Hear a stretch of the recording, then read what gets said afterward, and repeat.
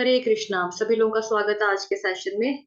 हम पढ़ रहे हैं श्री कृष्ण लीला बुक और आज हम पढ़ने वाले हैं अध्याय 26 जिसका शीर्षक है अद्भुत कृष्ण।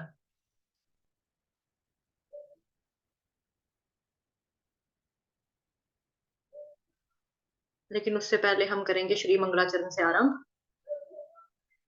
ओम अज्ञानतिमिरान्धस्य ज्ञानाञ्जनशलाकया चक्षुरुन्मिलितं येन तस्मै श्रीगुरुवे नमः। श्रीचैतन्यमनोभीष्टं स्थापितं येन भूतले स्वयं रूपः कदा मह्यं ददाति स्वपदान्तिकम्। वन्देऽहं श्रीगुरुः श्रीयुतपदकमलं श्रीगुरुन् वैष्णवांश्च श्रीरूपं साग्रजातं सहगण रघुनाथान्वितं तं सजीवम् साद्वैतं सावधूतं परिजनसहितं कृष्णचैतन्यदेवं श्रीराधा कृष्णपादान् सहगण ललिता श्रीविशाखान्वितांश्च नमः। ॐ विष्णुपादाय कृष्णप्रेष्ठाय भूतले श्रीमते भक्ति वेदांत स्वामिनिति नामिने नमस्ते सारस्वते देवे गौरवाणी प्रचारिणे निर्विशेष शून्यवादी पाश्चात्य देश तारिणे नमो महावदन्याय कृष्ण प्रेम प्रदायते कृष्णाय कृष्ण चैतन्य नामने गोत्विषे नमः। हे कृष्ण करुणा सिंधो दीनबंधो जगत्पते गोपेश गोपिका कांत श्री राधा कांत नमोस्तुते तप्त कांचन गौरांगी श्री राधे वृंदावनेश्वरी वृषभानुसुते देवी प्रणमामि हरिप्रिये वाञ्छाकल्पतरुभ्यश्च कृपा सिन्धुभ्येव च पतितानां पावनेभ्यो वैष्णवेभ्यो नमो नमः। जय श्री कृष्ण चैतन्य प्रभु नित्यानंद श्री अद्वैत गदाधर श्रीवासादि गौर भक्त वृंद हरे कृष्ण कृष्ण कृष्ण हरे हरे हरे राम राम राम हरे हरे हरे कृष्ण कृष्ण कृष्ण हरे हरे हरे राम राम राम हरे हरे हरे कृष्ण कृष्ण कृष्ण हरे हरे हरे राम राम राम हरे हरे।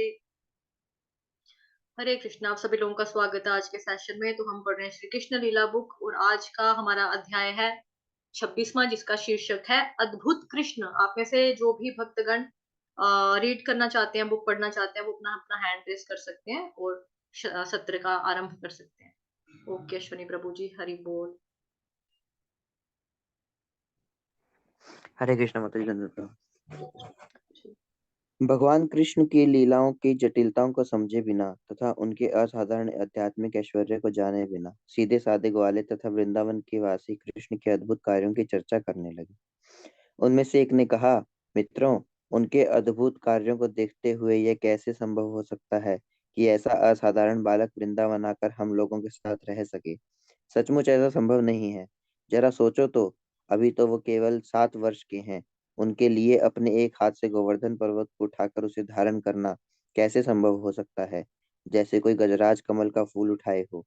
हाथी के लिए कमल का फूल उठाना तुच्छ कार्य है। उसी प्रकार कृष्ण ने बिना किसी श्रम के गोवर्धन पर्वत को उठा लिया है। अभी वे शिशु थे और ठीक से देख भी नहीं सकते थे, तभी उन्होंने पूतना जैसी बड़ी राक्षसनी का वध किया था। उनका स्तनपान करते हुए उसके प्राण भी चूस लिए। कृष्ण ने पूतना को उसी प्रकार मारा जिस प्रकार समय आने पर शाश्वत काल प्राणी को मारता है।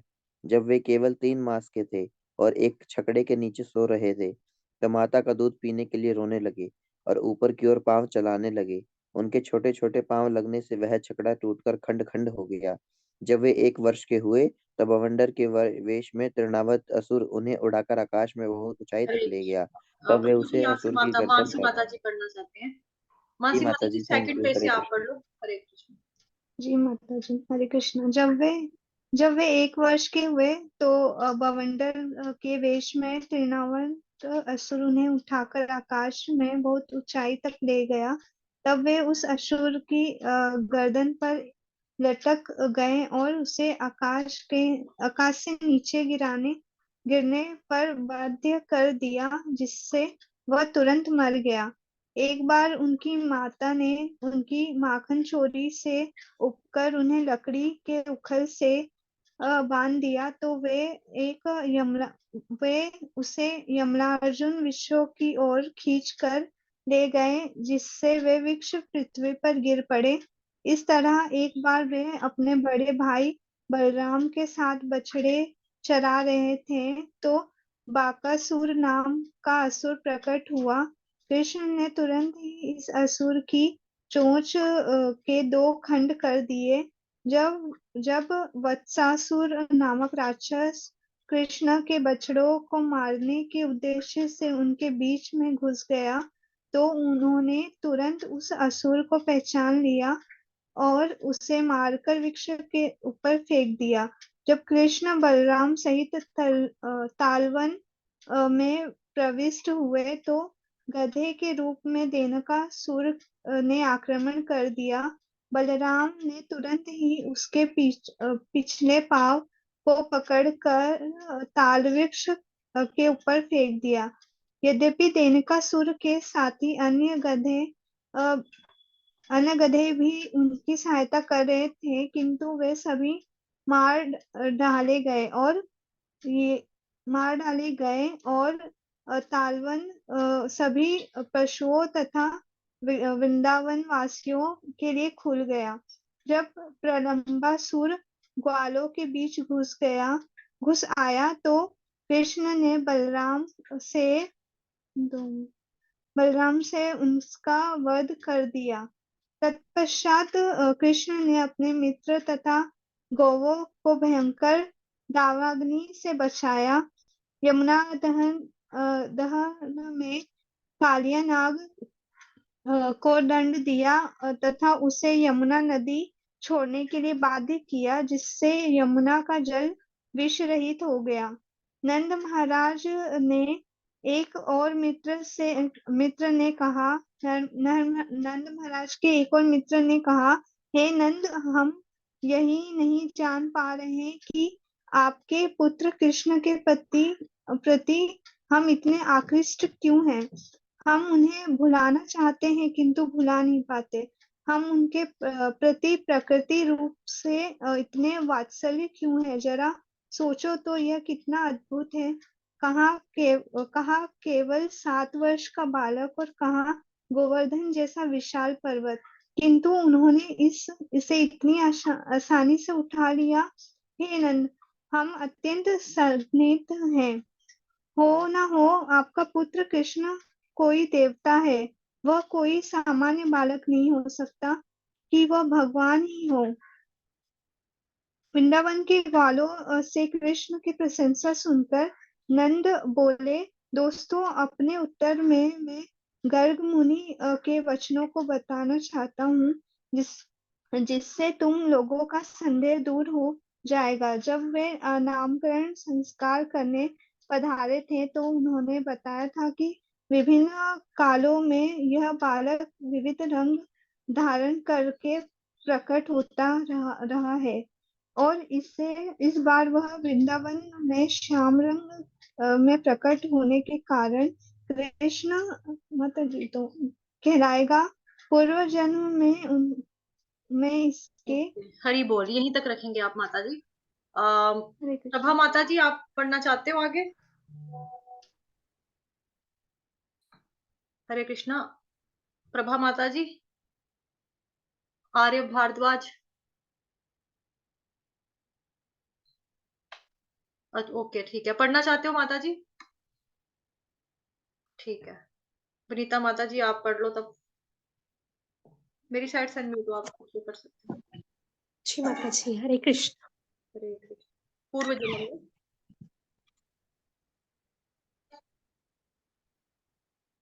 रंग श्वेत, फिर लाल और पीले थे।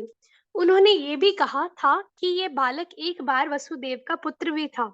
अतः जो भी इसके पूर्व जन्म से परिचित है वह इसे वासुदेव नाम से पुकारता है। वस्तुतः उन्होंने बताया कि ये पुत्र अपने गुणों तथा कर्मों के अनुसार अनेक नाम धारण करता है। गर्गाचार्य ने मुझे आश्वस्त किया ताकि यह बालक मेरे परिवार के लिए कल्याणकारी होगा और यह वृंदावन में सभी ग्वालों तथा गौओं को दिव्य आनंद प्रदान करेगा। यद्यपि हम लोग अनेक कष्टों में फंसते रहेंगे, किंतु इस बालक के अनुग्रह से हम उनसे मुक्त होते रहेंगे। उन्होंने ये भी कहा था कि पूर्व काल में इसने संसार को दुर्व्यवस्था से उबार कर सत्यनिष्ठ पुरुषों को असत्यवादियों के चंगुल से बचाया था। जो भाग्यशाली व्यक्ति इस बालक कृष्ण के प्रति अनुरक्त होगा, उसे उसके शत्रु कभी परास्त नहीं कर पाएंगे। कहने का तात्पर्य ये है कि यह बालक भगवान विष्णु के समान है, जो देवताओं के पक्षधर रहते हैं, जिससे देवता असुरों से कभी परास्त नहीं होते। गर्गाचार्य ने निष्कर्ष निकाला कि यह बालक दिव्य रूप, गुण, कर्म, प्रभाव तथा यश में विष्णु के ही अनुरूप होगा, अतः हमें इसके अद्भुत कार्य से चकित नहीं होना चाहिए। यह कहकर गर्गाचार्य अपने घर चले गए थे और तब से हम इस बालक के अद्भुत कार्यों का अवलोकन करते आ रहे हैं। गर्गाचार्य के कथनानुसार मैं विचार करता हूँ कि ये अवश्य ही साक्षात नारायण या नारायण के अंश होंगे। जब सब ग्वालों ने नंद महाराज के मुख से गर्गाचार्य के कथनों को ध्यान से सुना, तो कृष्ण के अद्भुत कार्यों को भली भांति समझ गए और परम प्रसन्न तथा संतुष्ट हुए। वे नंद महाराज की प्रशंसा करने लगे, क्योंकि उनसे बातें करने से कृष्ण के बारे में उन सबके संदेह दूर हो गए। उन्होंने कहा, जो कृष्ण इतने दयालु, सुंदर तथा करुणापूर्ण है, वे हमारी रक्षा करें।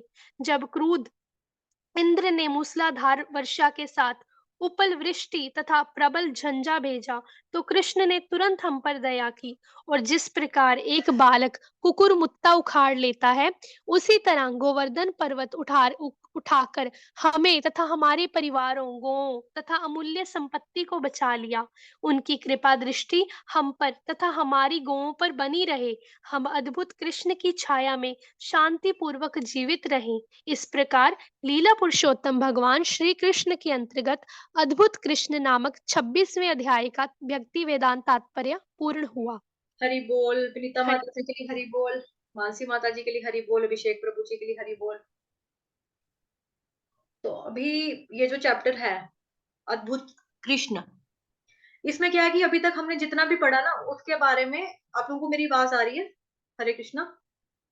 यस माता जी। ठीक है। जितना भी अभी तक हमने पढ़ा है उसके बारे में एक तरह की रिवीजन थी कि हम पिछले चैप्टर्स में अभी तक कृष्ण लीला बुक में क्या क्या पढ़ चुके हैं, एक तरह की रिवीजन थी। तो अभी समय भी है हमारे पास, हम वापस इसी के ऊपर थोड़ा सा चर्चा करेंगे। भगवान कृष्ण की लीलाओं की जटिलता को समझे बिना तथा उनके असाधारण आध्यात्मिक ऐश्वर्य को जाने बिना सीधे साधे ग्वाले तथा वृंदावन के वासी कृष्ण के अद्भुत कार्यों की चर्चा करने लगे। कृष्ण भगवान के अद्भुत अद्भुत कार्यों की चर्चा करने लगे।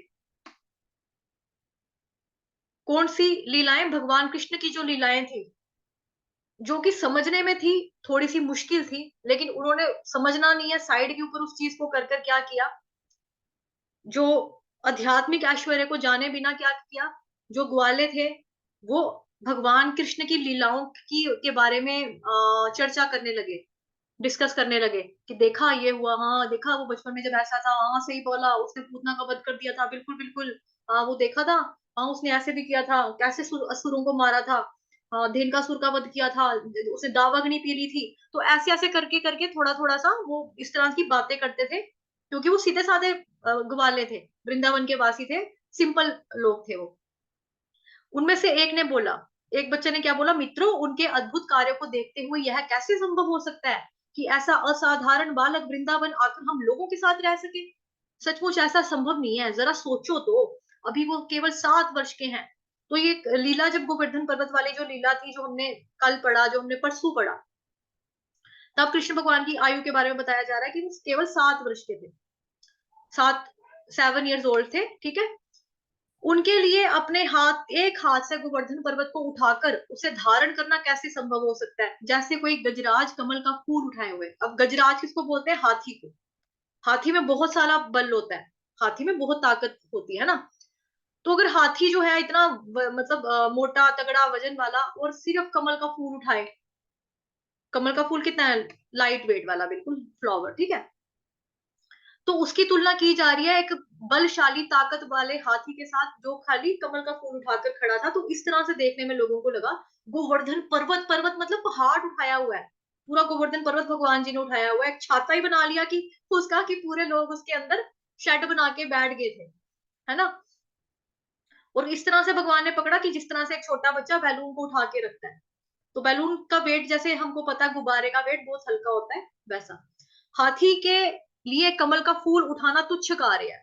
अब हाथी जो होता है वो किस किस काम आता है, जैसे अगर आपको पता है कि हाथी जो होते हैं अपने शरीर के हिसाब से, शारीरिक बल के हिसाब से इनके जो काम होते हैं वो भी बड़े बड़े वाले होते हैं। मतलब कि जैसे मान लो जंगलों में जो होते हैं पेड़ काटने वाले जब जाते हैं ना, इनसे कोई पेड़ हिलता नहीं है, कटता नहीं है, हाथी को बुलाते हैं। हाथी ने 2-3 बारी पैर मारा, सिर मारा, तो चलो जी पेड़ पेड़ को ऐसे कर दिया, तोड़ दिया, मतलब काट काट दिया, फेंक दिया, गिरा दिया। लेकिन कह रहे हैं कि हाथी से इतना छोटा सा कार्य करवाना ये तो बड़ा ही तुच्छ कार्य है। उसी प्रकार कृष्ण ने बिना किसी श्रम के गोवर्धन पर्वत को उठा लिया। कोई भगवान जी को ना उसमें ज्यादा एफर्ट्स नहीं लगाना पड़ा, मतलब इजीली उन्होंने ऐसे करके उठा लिया, आराम से उठा लिया। तो उन्होंने पूतना जैसी बड़ी राक्षसनी का भी वध किया था, पूतना को भी मारा था, ठीक। उसका स्तनपान करते उसके प्राण भी चूस के। तो पूतना की जब हमने पढ़ी थी ये कृष्ण भगवान की जब हम लीला पढ़ी थी, जब पूतना उनको जहर वाला दूध पिलाने के लिए आती है, तो किस तरह से कृष्ण भगवान जो है पूतना को माँ का दर्जा भी देते हैं, उसकी गोद में भी लेट जाते हैं, स्तनपान भी करते हैं, उसको मार भी देते हैं और उद्धार कर देते हैं बेसिकली। तो उसके बारे में भी हमने डिटेल में काफी पढ़ा था। जब वो केवल 3 मास के थे, अब ये पूरा रिवीजन है, जब वो केवल 3 मास के थे तो एक छकड़े के नीचे सो रहे थे, माता का दूध पीने के लिए रोने लगे, तो ऊपर ऊपर ऊपर की ओर पांव चलाने लगे। तो जैसे होता है ना छोटे बच्चे रोते हुए पांव मारने लगते हैं, उनके छोटे छोटे पांव लगने से वह छकड़ा टूट कर खंड खंड हो गया। जब वे 1 वर्ष के हुए तो बवंडर के वेश में तन्नावित असुर उन्हें उड़ाकर आकाश की में बहुत ऊंचाई तक ले गया। ये भी हमने पढ़ी थी कथा। तब वे उस असुर की गर्दन पे लटक गए और आकाश से नीचे गिरने पर बाध्य कर दिया। तो भगवान उस वक्त कितने साल के थे? 1 साल के। और भगवान जी ने जब इतना ज्यादा अपना वजन उस पर डाल दिया, राक्षस पे इतना वेट डाल दिया कि जो उसको लेकर कहाँ गया था, ऊपर आसमान तक उड़ गया हुआ था पूरा। उसकी जब ऊपर वजन डाला तो क्या हो गया, वो नीचे एकदम आ गया और वो नीचे गिरते धड़ाम से गिरकर मर भी गया। एक बार उनकी माता ने माखन चोरी से ऊबकर लकड़ी के उखल से बांध दिया और यमला अर्जुन वृक्ष, जो कि हमने पढ़ा था नल कुबेर, है ना, जो कुबेर है, कुबेर के जो दोनों पुत्र होते हैं नल और कुबेर, किस तरह से नारद मुनि जी के श्राप के कारण उनको यमल वृक्ष में रहना पड़ता है, ठीक है। तो जब भगवान जी लीला करते हैं, उखल बंदल लीला करते हैं, तो उनको छुड़वा देते हैं, मतलब उनका उद्धार कर देते हैं। इसी तरह वो जब भी अपने बड़े भाई बलराम के साथ बछड़े चरा रहे थे तो बकासुर नामक असुर प्रकट हुआ। तो इसमें सारा मोस्टली इस चैप्टर में वो है जो जो हमने पढ़ लिया। कृष्ण ने तुरंत ही उस असुर की चोंच के 2 खंड कर दिए। तो हमने वो भी देखा था कि कैसे भगवान जी की चोंच, उसकी एक चोंच को नीचे से पकड़ा, ऊपर वाले को ऊपर से पकड़ा और खींच फाड़ दिया, मतलब इस तरह से अलग अलग कर दिया, पूरा फाड़ दिया। तब उन्होंने उस असुर को पहचान लिया कि यार ये तो वो है, राक्षस है, और मारकर वृक्ष के ऊपर फेंक दिया। फिर तालवन की स्टोरी आ गई। वहां पर विष्णु है तो एक गधे के रूप में धेनुकासुर ने आक्रमण कर दिया। बलराम ने तुरंत ही उसके पांव को पकड़कर ऐसे गोल गोल घुमाया, वो भी हमने कहानी कथा पढ़ी थी, गोल गोल घुमाकर क्या किया, पेड़ के ऊपर फेंक दिया।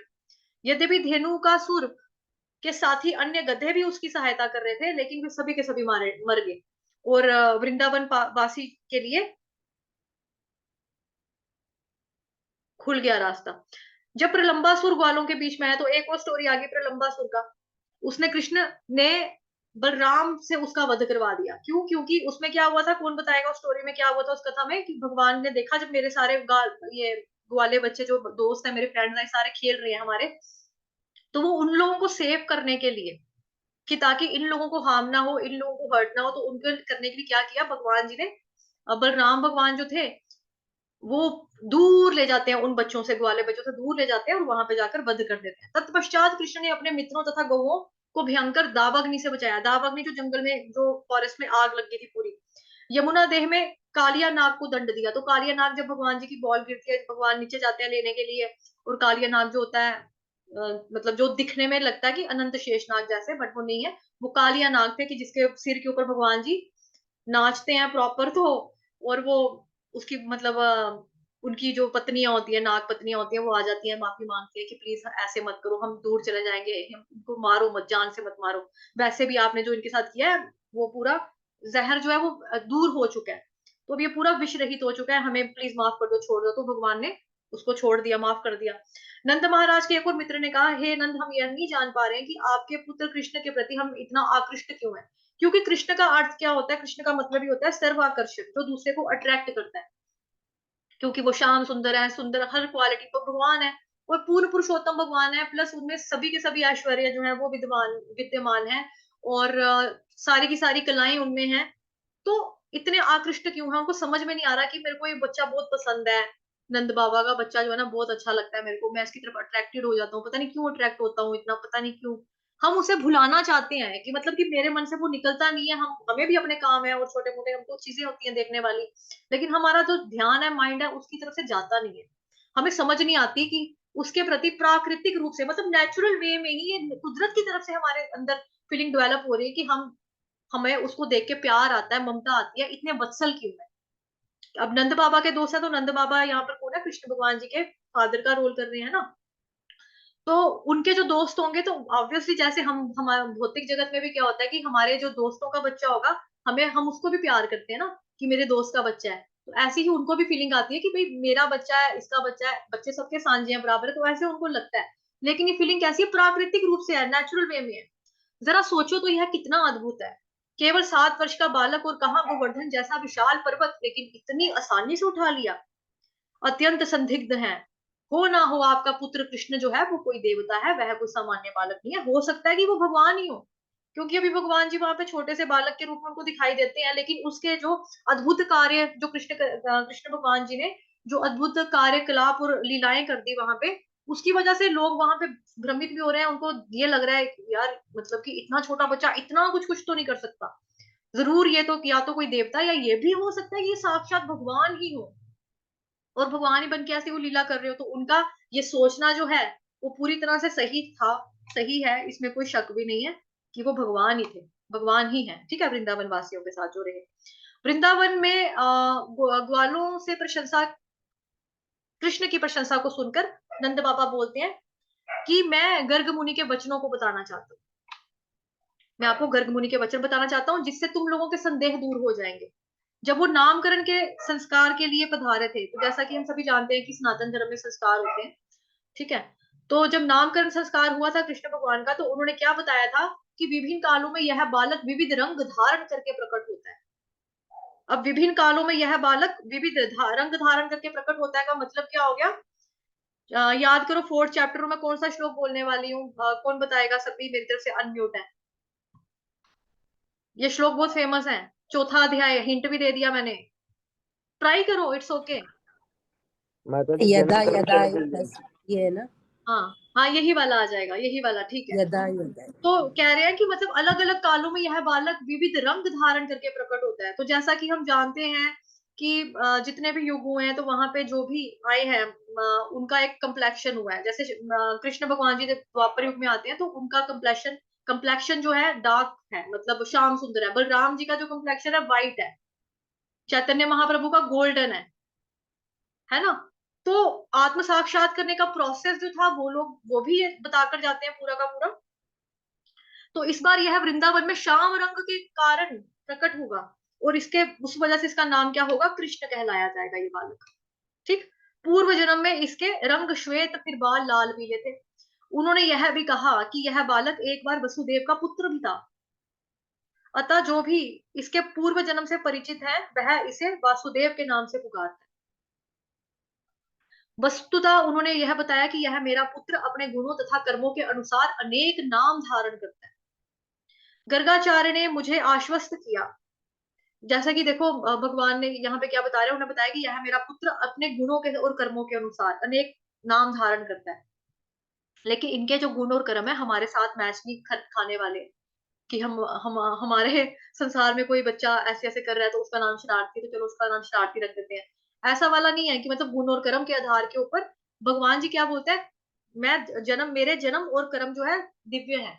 वो भी 4th चैप्टर का श्लोक है, जन्म कर्म च मे दिव्यम। तो जो मेरे जन्म को और मेरे कर्म की लीलाओं को जो समझता है, मतलब 4th चैप्टर का ही है, तो हम इसके ऊपर ज्यादा वो नहीं अभी लगाएंगे, चर्चा नहीं करेंगे, क्योंकि ऑलरेडी हम दूसरी क्लास में भी बहुत अच्छे से पढ़ते हैं उस चीज को। हाँ, तो गर्गाचार्य जी ने अश्योर किया उनको कि यह बालक मेरे परिवार के लिए कल्याणकारी होगा और वृंदावन के सभी ग्वालों और गहुओं को दिव्य आनंद प्रदान करेगा। यद्यपि हम लोग अनेक कष्टों में फंसते रहेंगे, लेकिन इस बच्चे की वजह से हम लोग मुक्त भी होते रहेंगे। उन्होंने यह भी कहा था कि पूर्व काल में इसने संसार को दुर्व्यवस्था से उभार कर सत्यनिष्ठ पुरुषों को असत्यवादियों के चंगुल से बचाया था। तो यहाँ पर किसकी बात हो रही है, कौन बताएगा हैंड रेस करके? पूर्व, पहली बात यहाँ पे, पूर्व काल में इसने संसार को दुर्व्यवस्था से उबार कर सत्यनिष्ठ पुरुषों को असत्यवादियों के चंगुल से बचाया था। टाइम भी कम होने वाला है, चलो ओके। जो भाग्यशाली इस बालक कृष्ण के प्रति अनुरुक्त होगा, उसके शत्रु से कभी हरा नहीं पाएंगे। कहने का तात्पर्य यह है कि यह बालक विष्णु के समान है, जो देवताओं के पक्षधर रहते हैं, जिससे देवता असुरों से कभी परास्त नहीं होते। गर्गाचार्य ने यह कंक्लूजन निकाला कि बालक जो है उसका दिव्य रूप, गुण, कर्म, प्रभाव तथा यश में विष्णु के ही अनुरूप होगा। अतः हमें इसके अद्भुत कार्यों से चकित नहीं होना चाहिए।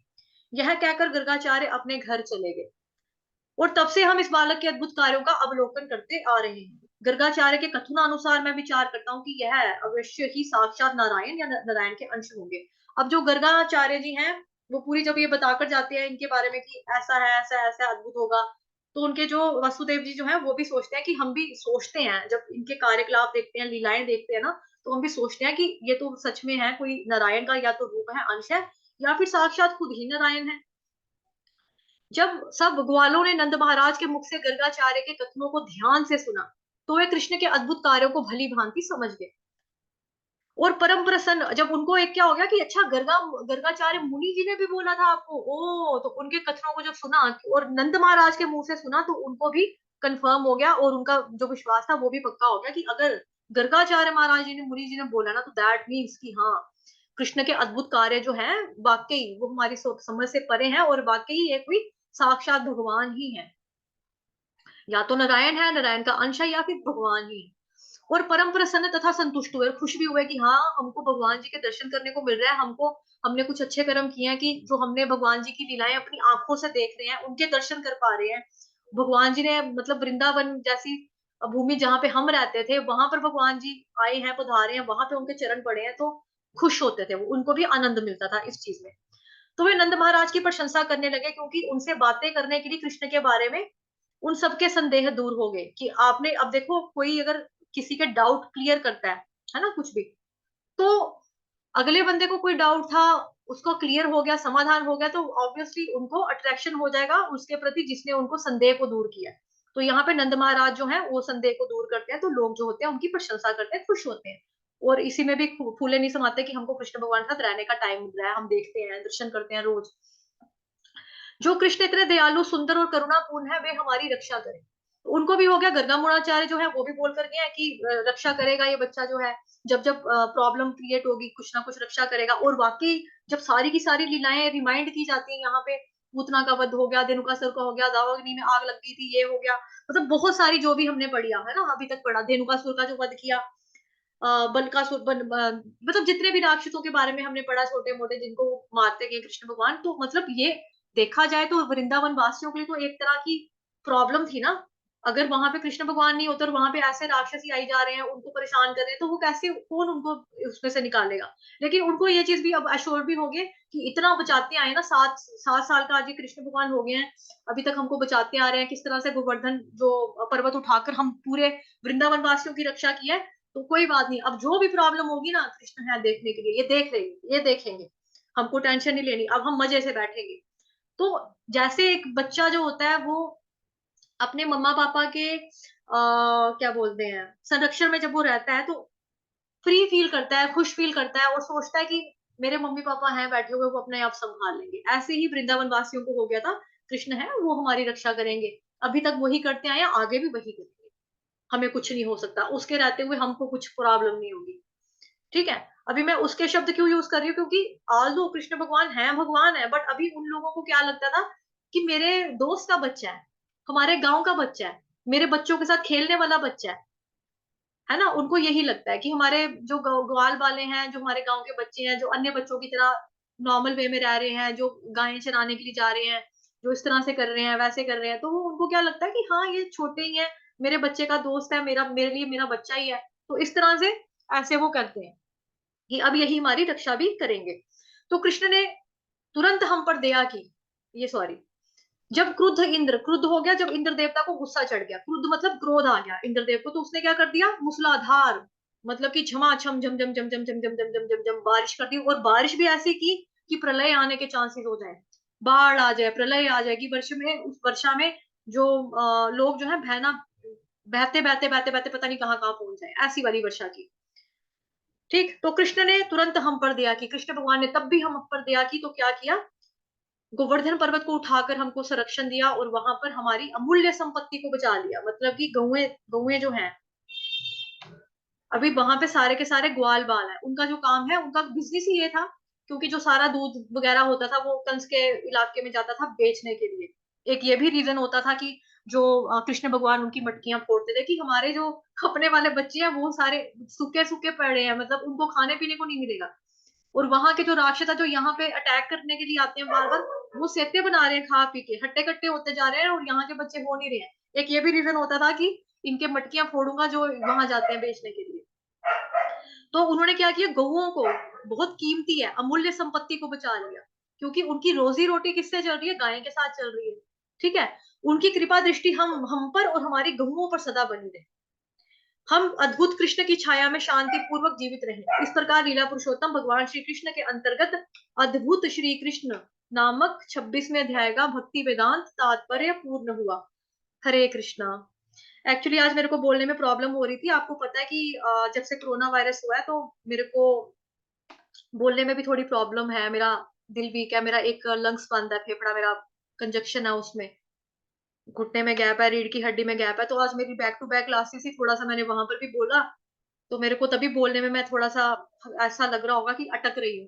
तो मैं थक गई थी बहुत ज्यादा, और पेन भी मेरे को बहुत ज्यादा कमर में हो रहा है, इस वजह से मेरी जुबान थोड़ी सी टक टक टक टक रुक रही थी। ठीक है, और थोड़ा सा मैं स्पीड से भी बोल रही थी ताकि मुझे था कि ये चैप्टर कंप्लीट भी हो जाए और थोड़ा सा अंडरस्टैंड भी हो जाए, अदरवाइज थोड़ा समझाना भी था इसमें, बस एक तरह की रिवीजन ही थी इस पूरे चैप्टर में। आप में से किसी को कुछ बोलना हो या कुछ इंक्लूड करना हो इसके अंदर, बीच में कुछ जोड़ना हो, तो आप लोग सभी अनम्यूट हो, जो भी बोलना चाहता है कुछ भी बोल सकता है। हरे कृष्ण। आपने संपूर्ण बोल दिया माता जी, और हमसे ज्यादा हिम्मत करते हैं, हमारे गले खराब है, इसी वजह से मैं आज पढ़ नहीं सकी, क्योंकि बार बार बोलता, लेकिन आप हिम्मत करते हैं, तो बहुत अच्छे से समझाया। ये चीज क्लियर हो गई कि ये सारे अभी तक के जितने चैप्टर्स हैं उनका सबका समावेश है इसमें, मतलब सारे एग्जाम्पल इसमें आ गए, जो भी हमने अलग अलग देखे थे ना, बकासुर वध ये वो जी जी। सब, तो ये एक तरह से निचोड़ हो गया। तो अद्भुत और कृष्ण अब का एक, जी जी माता जी बोलिए। हाँ, अद्भुत कृष्ण नामक 26वां, हाँ यस, इस लेसन में सब कुछ आ गया। नहीं, मैं ये कह रही थी कि जैसे आपकी तबीयत क्या है, तो एक वो कर लेते ना लास्ट में, क्योंकि आजकल सबका ही चल रहा है गले वाले, और आपकी भी तबीयत, तो 3 बार जैसे उसका हरेगा मंत्र का नाम कर लेंगे हाँ हाँ लास्ट में। हाँ हाँ, बिल्कुल बिल्कुल वो कर सकते हैं हम। तो माला तो हमारे ग्रुप के वैसे सभी लोग करते ही हैं। अद्भुत कृष्ण का मतलब मैं बताती हूँ, अद्भुत कृष्ण का मतलब ये भी है कि अनोखा कृष्ण, और अद्भुत का मतलब क्या होता है कि जिसके जैसा कोई दूसरा होता ही नहीं है, यूनिक, अद्वितीय, उसको बोला जाता है अद्भुत कृष्ण, कि उनके जैसा तो कोई है ही नहीं है, कौन ऐसा कर सकता है, कोई कर ही नहीं सकता है, ये तो पहली बार हो रहा है। अभी हमको पढ़ने में हैरानी लग रही है, क्योंकि उतनी हैरान अब हम नहीं होते हैं, क्योंकि हम कब से पढ़ते आ रहे हैं, देखते आ रहे हैं, पढ़ते आ रहे हैं, सुनते आ रहे हैं, श्रवण करते आ रहे हैं, आचार्य जनों से, वैष्णवों के मुंह से, है ना, सुनते आ रहे हैं, तो हमको इतना हैरानी नहीं हो रहा। बट सोचो, इमेजिन करो, वृंदावन वासी जो है, जिसके सामने सारा कुछ घट रहा होगा, उनको क्या लगता होगा, उनकी कैसी स्थिति होती होगी। उनको लगता होगा, है पहाड़ उठा लिया, ये कैसे उठा लिया, 7 दिन तक 7 रातों तक इतना इस बच्चे ने उठा लिया, उनको कितना ज्यादा ऐसा लगता होगा, है ना। एक प्रभु जी का मैसेज आया, 1 मिनट। अच्छा, माता जी आप ही का मैसेज है, आपने एक्चुअली वो आर्य भारद्वाज के नाम से आईडी ज्वाइन किया ना। प्रभा माता जी ने, हाँ तो बिरला जी माता जी। ओके वनीता माता जी, बोलो क्या बोलना चाहते हो। माता जी बस आपको बोलना है कि थैंक यू सो मच, आप रोज इतने ज्यादा एफर्ट्स लेते हो, आपको इतनी ज्यादा प्रॉब्लम्स है, फिर भी उसके बावजूद आप हमें रोज इतने एफर्ट्स लेके सिखाते हो, और श्लोका क्लास में भी कंटिन्यूअसली एक एक मात्रा का एक एक चीज बताते हो, तो thank you very much and Krishna bless you. Thank you very much वाली बात नहीं है, बस जो मैं आपको सिखा रही हूँ, जो आप लोग सीख रहे हो, आज तो मुझे आप सब पे ट्रस्ट है कि कोई भी ऐसा नहीं करेगा कि किसी को पैसे लेके पढ़ाएगा, ठीक है। ये जो श्रीमद् भगवत गीता का ज्ञान है, ये फ्री वाला है, मतलब अनमोल है एक्चुअली। इसकी कीमत लगाने की हम लोगों की हैसियत या औकात ही नहीं है कि हम पैसे लेकर किसी को सिखाएं कि आ जाओ जी 500 रुपया दे देना, 2000 दे देना, कृष्ण के नाम पे देना आपको सेवा। नहीं, कृष्ण की भगवान की वाणी आप लोगों को क्या लगता है बिकाऊ है? बिल्कुल भी बिकाऊ नहीं है। कृष्ण भगवान के नाम के ऊपर कभी भी पैसा नहीं देना, उल्टा अपने जो है वो देना है आगे, मतलब भगवान की सेवा में लगाओ, वो अच्छी चीज है। लेकिन किसी को इस तरह से ये वाला दान पढ़ाई का जो ये वाला है ना, पैसे लेकर मतलब नहीं देना, कभी भी मत बांटना। तो जो इसमें कुछ लोग हैं जो प्रचारक हैं, और मेरी कोशिश यही है कि जो जो सीख रहा है ना, वो सारे के सारे प्रचार में लग जाए, क्योंकि प्रचारकों की बहुत कमी है। और आप लोग अपने आप को परफेक्ट करो अच्छे अच्छे तरीके से, लेक्चर्स वगैरह सुनते रहो, श्रवण करो, जहां जहां से जो जहां जहां से आप सीख रहे हो पढ़ रहे हो अच्छे से सुनो, नोट्स बनाओ, लिखो। और जब भी आपको जरूरत पड़ेगी, आपको लगेगा आप तैयार हो, आप मेरे से बात करना, आपको मैं क्लासेस दूंगी, ठीक है ना। आपकी प्रैक्टिस भी होगी, आप भक्ति में आगे भी बढ़ोगे, प्लस आप प्रचार करोगे, दूसरों को भक्ति में लेकर आओगे। तो इसलिए जब तक मैं टिकट जितना सीख सकते हो उतना सीखो सीखो सीखो सीखो सीखो। आज तो मेरे में योग्यता नहीं है, इतनी काबिल नहीं हूँ, ना ही मेरे को इतना आता है अभी। लेकिन जितना भी आता होगा, मेरी पूरी कोशिश रहेगी कि मैं अपने जो शरीर के अंदर जब तक आखिरी खून की बूंद बचेगी ना, उतना मैं देने के लिए पूरा रेडी हूँ कि मैं एंड तक मैं आप लोगों को जितना भी हो सके सिखा सिखा के, ताकि आप आगे और अच्छे से प्रचार कर सको। जी रिया माता जी बोलिए। वो इंस्टाग्राम पे GK10 है, उन्होंने अभी 500 लगाए थे इसके भगवद गीता के। अभी मेरे को मैसेज आया था कल कि अभी नेक्स्ट बैच रहेगा ना दूसरा भगवद गीता का, वो 800 रुपया लेने वाले हैं। ऐसे पैसे लेते हैं। हाँ, वो ले रहे हैं पैसे, लोग ले रहे हैं, बट और 8 दिन में पूरी कर रहे भगवद गीता। वो ओवरव्यू कोर्स होता है, वो ओवरव्यू कोर्स होता है। उसमें माता जी कई लोगों का पैसा लेने का मकसद ये भी होता है कि जब इंसान पैसा देता है ना, तो उसको थोड़ी सी पेन आती है कि मैंने पे किया और मैं पढ़ने नहीं जाऊंगा, तो इसलिए कई लोग उस वजह से भी रखते हैं थोड़ा सा ना। हाँ बट नहीं जो माता जी, मैं आप तो हमसे पैसे भी नहीं लेते हो इतना, और बहुत मैं सबको बोलती हूँ माता जी बहुत अच्छे से कराते हैं, मैं इनके जैसी देखी नहीं हूँ। श्लोका तो आप माता जी, मेरे को तो बहुत इतनी खुशी होती है ना, मैं पढ़ती हूँ ना श्लोका। जी जी, मानसी माता जी आप कुछ कहना चाहते हो? अपने आप को म्यूट कर लो। हरे कृष्णा मानसी माता जी। ओके, हरे कृष्णा माता जी। हरे कृष्णा। माता